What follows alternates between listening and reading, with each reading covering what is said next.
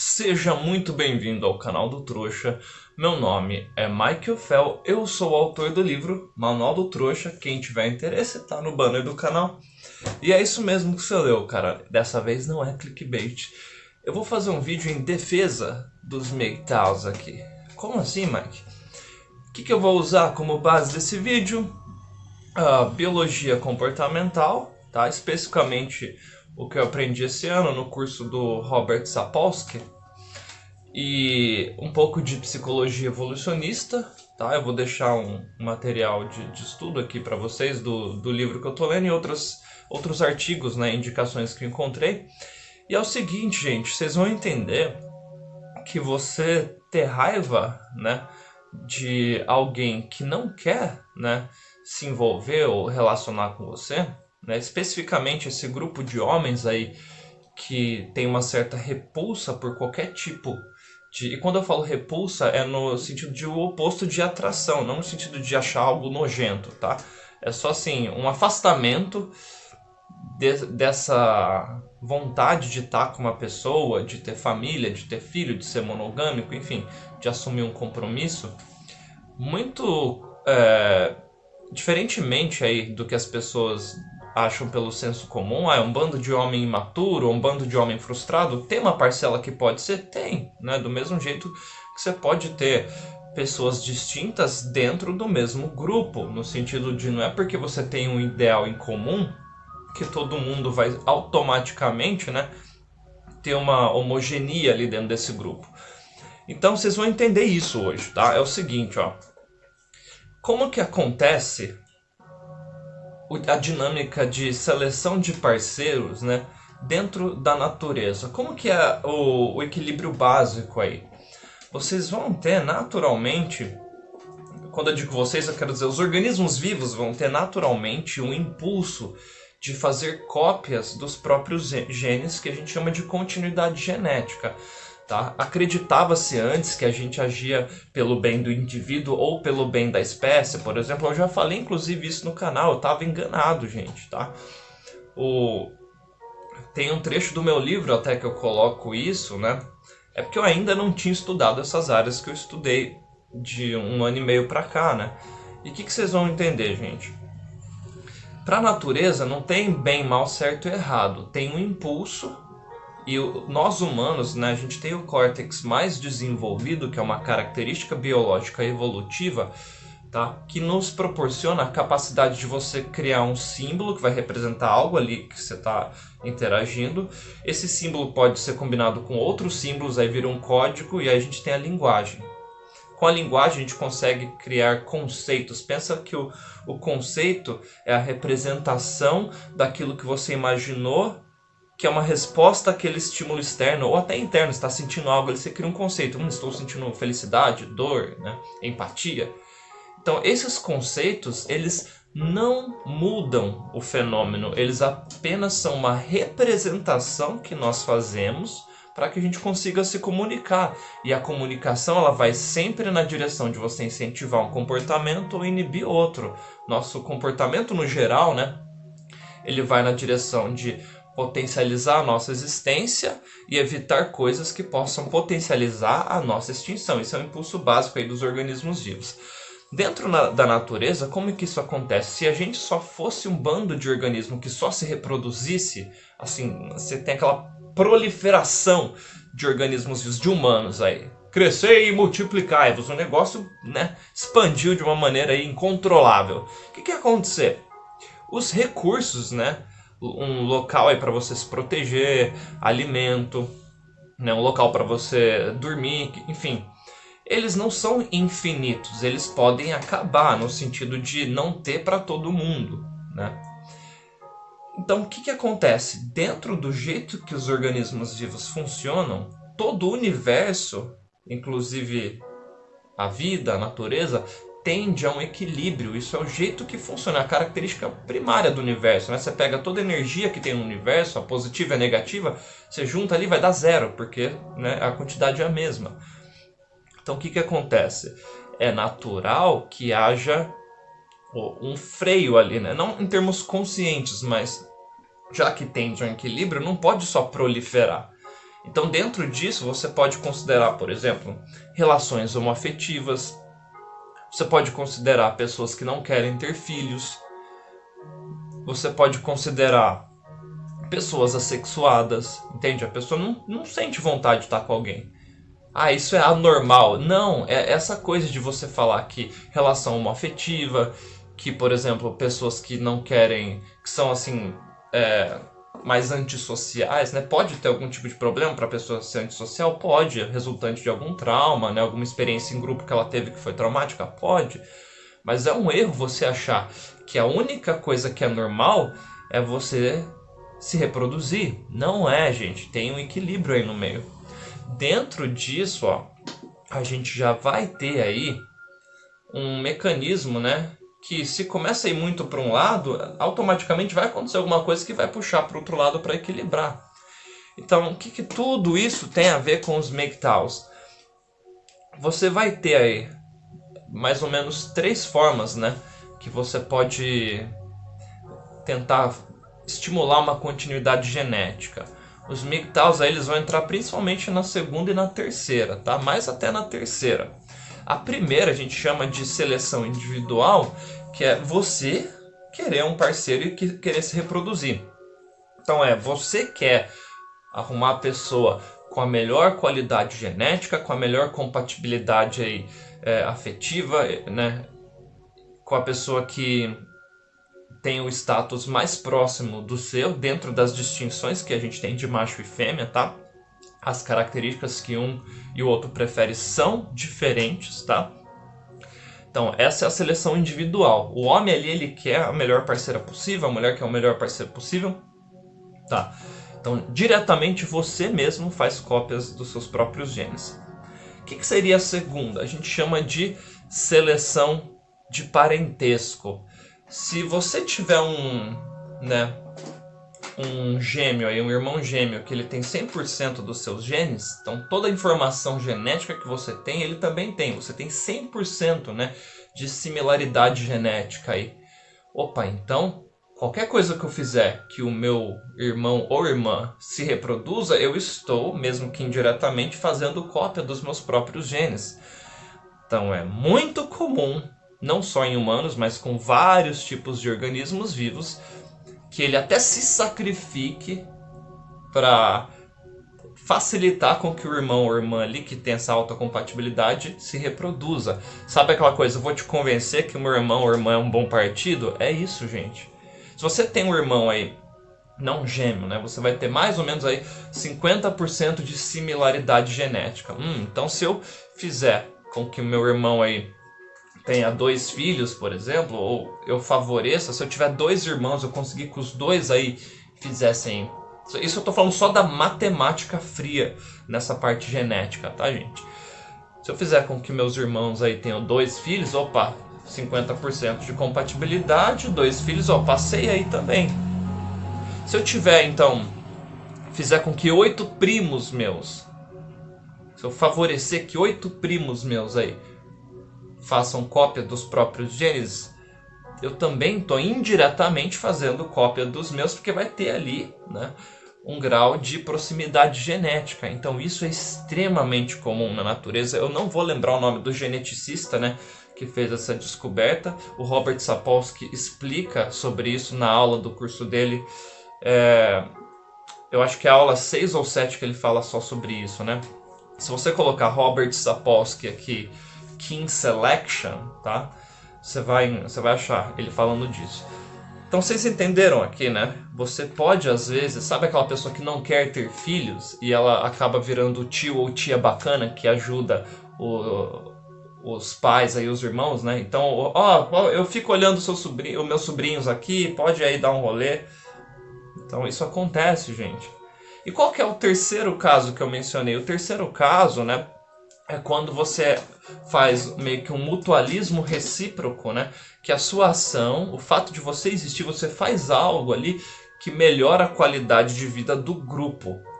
Então, nesse caso, você pode pensar em lobos, por exemplo, né? Que os alfas aí são os que mais servem o grupo. Então, por isso que o grupo tende a proteger, né? Porque, assim, a existência deles automaticamente oferece algo de valor para o grupo. Tá? É que no caso dos lobos, né, normalmente o Lucian David Mack, né, foi o biólogo que até desmistificou aquele conceito que só existe macho alfa, tal, e que todo macho alfa é tipo uma espécie de torneio, né? Então Lucian David Mack, ele escreveu sobre isso, né? Mas ele descobriu, né, que assim, existem hierarquias na natureza que os alfas, quando eu falo alfa e beta aqui, gente, é um grau de acesso a recursos escassos. É só isso. Quanto mais acesso a recurso escasso você tem, mais alfa você é. Quanto menos acesso você tem, mais beta você é. Nesse sentido, sem juízo de valor. Então, um MGTOW, né, a pessoa que fala assim, ó, eu não quero filhos, eu não quero relacionamento, no máximo aí sexo casual, ou então a pessoa fala, no máximo eu vou contratar uma GP, alguma coisa desse tipo. Essa pessoa, só de ela não estar se envolvendo com alguém, então agora eu estou falando especificamente para você mulher que não gosta de MGTOW, que tem repulsa, tem raiva, né? Vamos fazer uma análise bem fria aqui, ó. Só desse MGTOW não estar se envolvendo com alguém, sendo que ele não está disposto a realmente gastar recurso ali, só dele não ser parte de um problema, ele já está indiretamente ajudando, ele já está se colocando fora ali das opções disponíveis, ou seja, é menos chance de você se enganar se envolvendo com um cara que ele não quer gastar o tempo dele, a energia dele, o dinheiro dele com você.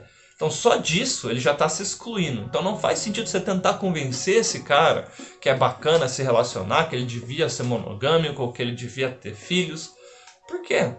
Esses impulsos, gente, todo esse dualismo que vocês fazem nessas discussões da internet é porque vocês acreditam na ilusão que existe livre-arbítrio. Existe arbítrio, ou seja, várias possibilidades e você vai agir na direção de uma, mas não quer dizer que você poderia ter feito diferente. Não é livre, gente. O que define o seu comportamento são processos alheios ao seu controle. Você não cria nem suas vontades e nem os seus pensamentos. Elas só acontecem no seu corpo.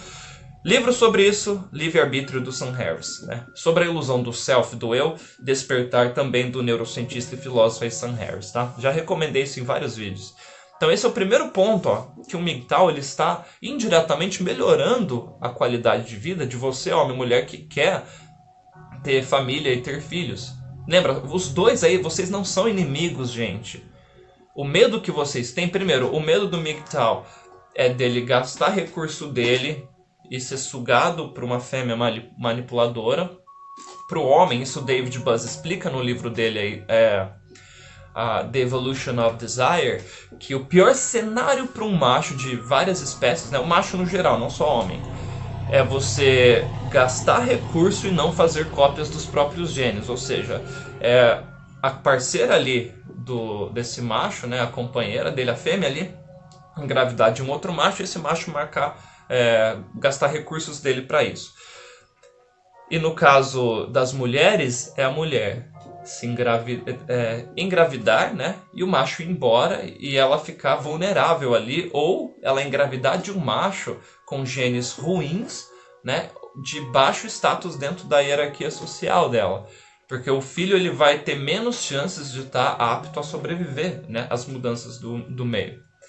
Um segundo ponto aqui que o MGTOW ele ajuda, né, nesse cenário de seleção aí de parceiros se a pessoa ela já tem esse impulso de não querer continuidade genética, gente, não tem como, um desconforto ali sempre vai existir. Mas o que acontece que é muito comum?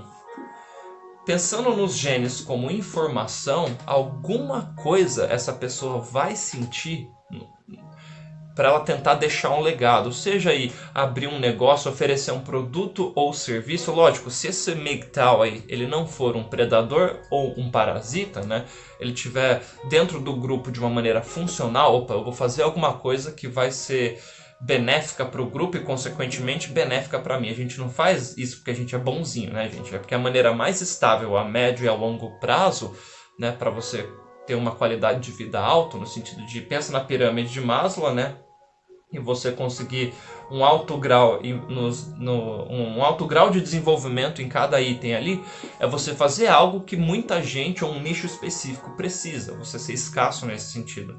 Então, alguém que não quer filhos, que não quer casar, que não quer um relacionamento longo, toda a energia dela vai estar disponível para ela fazer algo diretamente ali que ela quer, porque vai beneficiar ela diretamente.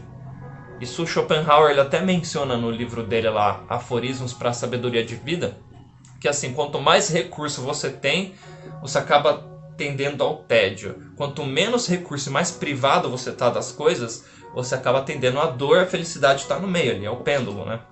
Então, dessa maneira, ó, você aí que quer ter família, quer ter filho, um cara que ele dedica a vida dele só para ele, se ele não tiver isolado numa montanha ali, fazendo a própria comida, sem internet, completamente isolado da sociedade, então se não for esse caso, ele já vai melhorar a qualidade de vida das pessoas, se ele não for, claro, um predador, né, ou um parasita. Então você percebe que esse cara ele não é seu inimigo, ele te ajuda. Então esse vídeo é para você entender que esse antagonismo aí é simplesmente um senso de identidade de grupo. Opa, pessoas que não querem filhos, que não querem família, que não sei o que, são malvados. Pessoas que querem filho e família são bonzinhos porque é o natural. E do lado do MGTOW, não vou passar pano não, também tem uma certa... Alguns deles ali tem aquela hipocrisia. Tem alguns que eles analisam mulher com cabeça de homem. E muitas mulheres analisam homens com cabeça de mulher, por isso que dá conflito, gente. Vocês precisam entender que os processos biológicos aí, evolutivos, né, foram distintos em homem e mulher. Os desafios que o nosso ancestral comum teve foi diferente. Por isso que a gente tem características diferentes, entende? Então o que vocês precisam entender? Que não há essa distinção no sentido de ser antagônicos como se fosse um contra o outro. São peças aí que se encaixam dentro de um macro muito maior, né? Que esse senso aí de que o universo está aqui para te servir, que, sabe, os seus problemas aí, oh meu Deus, que injustiça. É difícil para todo mundo nesse sentido aí, de todo mundo vai ter desafio, gente. Então, não são inimigos, tá? Entenda isso, mulher. Eu tô falando especificamente para mulher porque é muito mais fácil mulher, né, sentir essa repulsa. E não quer dizer que não haja pessoas imaturas ali no meio, também existe, né? Porque às vezes é muito atrativo para um cara incel às vezes virar MGTOW, porque pô, o cara já sofre a vida inteira porque ele sente essa rejeição aí. E é uma das piores dores que alguém pode sentir, a pessoa que está com esse impulso de querer ser aceito por um grupo, ou até de querer uma família ou uma parceira, e a pessoa ser rejeitada por causa do jeito que ela nasceu. Então, é algo que vai acompanhar ela, provavelmente para o resto da vida, né? Esse sentimento ruim aí. É muito difícil para essa pessoa mudar esse cenário, não é impossível, já falei vários vídeos sobre isso também. E aí quando essa pessoa descobre que, pô, meio que não tá nada errado comigo, o que tá errado é o mundo e o jeito que as coisas funcionam, e aí você cria, ó, o córtex, ele vai criar um símbolo, porque o nosso cérebro, ele é, entre aspas, preguiçoso, né, no sentido de querer ir pelo caminho mais prático, pra gente fazer menos esforço.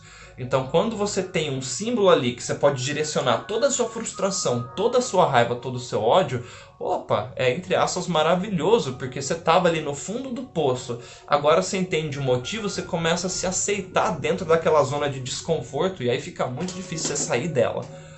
Então, ó, parem de colocar as coisas como bom, mal, certo, errado e tenta descrever o que está acontecendo. Pega o cenário macro, o jeito que as coisas funcionam.